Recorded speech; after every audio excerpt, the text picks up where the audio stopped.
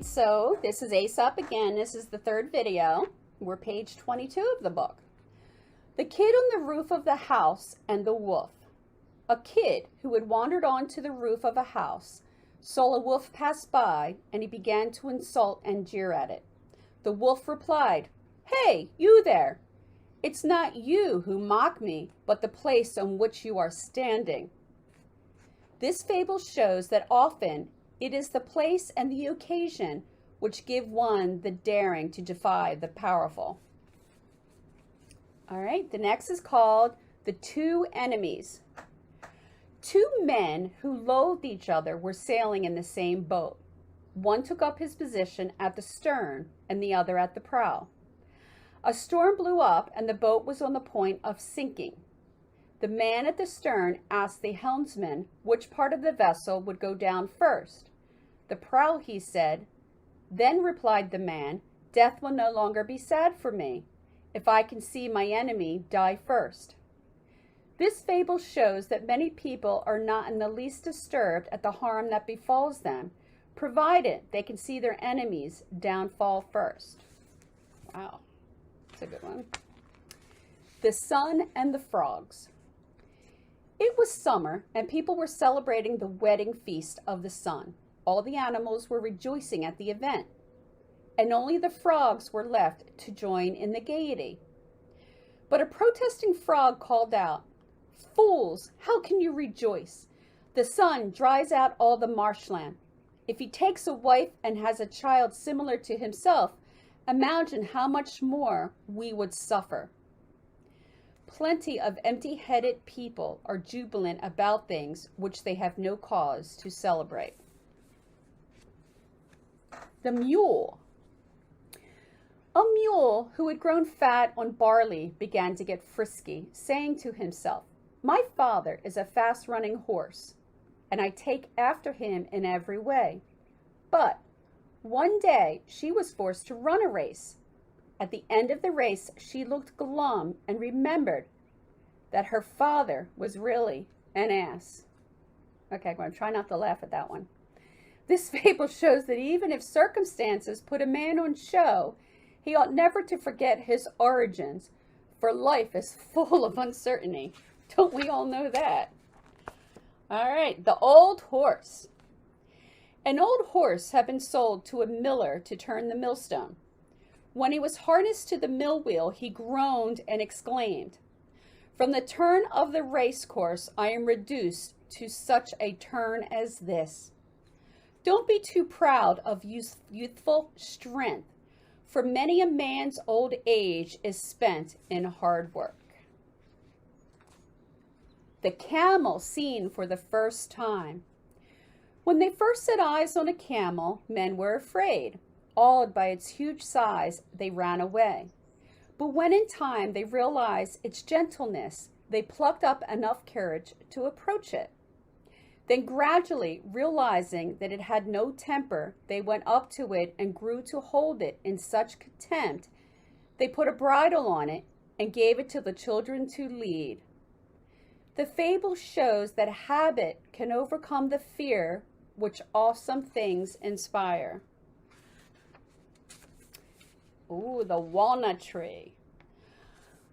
A walnut tree which grew on the edge of the path was constantly hit by a volley of stones. It said to himself with a sigh, "How unlucky I am that year after year I attract insults and suffering." This fable is aimed at people who don't withdraw from a source of annoyance for their own good. The gardener watering the vegetables.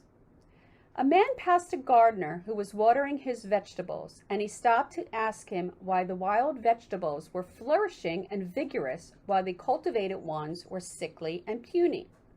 The gardener replied, "It's because the earth is a mother to the one and a stepmother to the others."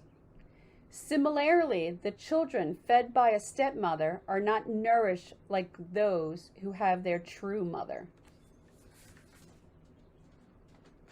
I don't necessarily agree with that, because I think stepmothers can be just as loving as mothers, as blood mothers. So I find that I don't think I like that one, to be honest. Anyway, enough personal opinion here. The Cathar Player. A Cathar player devoid of talent sang from morning to night in a house which thickly plastered walls. As the walls echoed with his own sounds, he imagined that he had a very beautiful voice. He so overestimated his own voice from then on that he decided to perform in a theater. But he sang so badly on the stage that he was driven off it by people throwing stones. Thus, certain orators who, at school, seem to have some talent, reveal their incompetence as soon as they enter the political arena. The Gnat and the Bull. A gnat had settled on a bull's horn. After he had been there for a while and was about to fly off, he asked the bull whether he would, after all, like him to go away. The bull replied, "When you came, I didn't feel you, and when you go, I won't feel you either." One could apply this fable to the feeble person whose presence or absence is neither helpful nor harmful. The Aging Lion and the Fox. A lion who was getting old, could no longer obtain his food by force, decided that he must resort to trickery instead. So he retired to a cave and lay down pretending to be ill. Thus, whenever any animals came to his cave to visit him, he ate them all as they appeared. When many animals had disappeared, a fox figured out what was happening. He went to see the lion, but stood at a safe distance outside the cave and asked him how he was. "Oh, not very well," said the lion, "but why don't you come in?" But the fox said, "I would come inside if I hadn't seen that a lot of footprints are pointing inwards towards your cave, but none are pointing out. Wise men note the indications of dangers and thus avoid them." And that one I liked. The Snake, the House Ferret, and the Mice. A snake and a house ferret were fighting each other in a certain house where they lived. The mice of the house, who were forever being eaten by one or the other of them, came quietly out of their holes when they heard them fighting. At the sight of the mice, the two combatants gave up their battle and turned on the mice. It is the same in the city-states. Polion. People who interfere in the quarrels of the demagogues become, without suspecting it, the victims of both sides. The Snake and the Crab. A snake and a crab frequented the same place. The crab continually behaved towards the snake in all simplicity and kindness, but the snake was always cunning and perverse. The crab ceaselessly urged the snake to behave towards him with honesty and to imitate his own manner towards him. He did not listen. So indignant, the crab waited for an occasion when the snake was asleep, grabbed it, and killed it. Seeing it stretched out dead, the crab called out, "Hey, friend, it's no use being straight now that you are dead. You should have done that when I was urging you to before. Then you wouldn't have had to put up to death." One could rightly tell this fable with regard to people who, during their life, are wicked towards their friends and do them a service after their death. That's a good one. The Trodden on Snake and Zeus. The snake, heavily trodden on so often by men's feet, went to Zeus to complain. Zeus said to it, "If you had bitten the first one who trod on you, the second one would not have tried to do so." This fable shows that those who hold their own against the first people who attack them make themselves formidable to others who do so. That's a good one.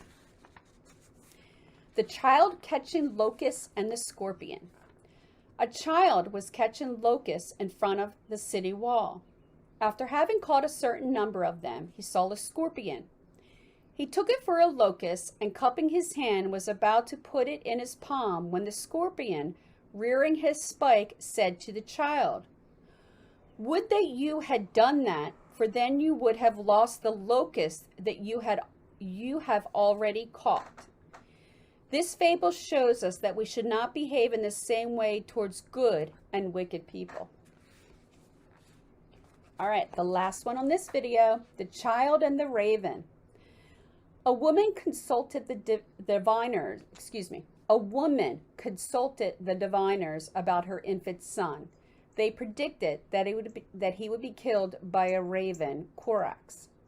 Terror-stricken by this prediction, she had a huge chest constructed and shut the boy up inside it to prevent him from being killed by a raven. And every day at a given time, she opened it and gave the child as much food as he needed. Then, one day, when she had opened the chest and was putting back the lid, the child foolishly stuck his head out. So it happened that the Corax hooked handle on the chest fell down onto the top of his head and killed him. Well, that wasn't nice. All right, I'm going to end this video and I'm going to go on to our last one. Hope you're enjoying.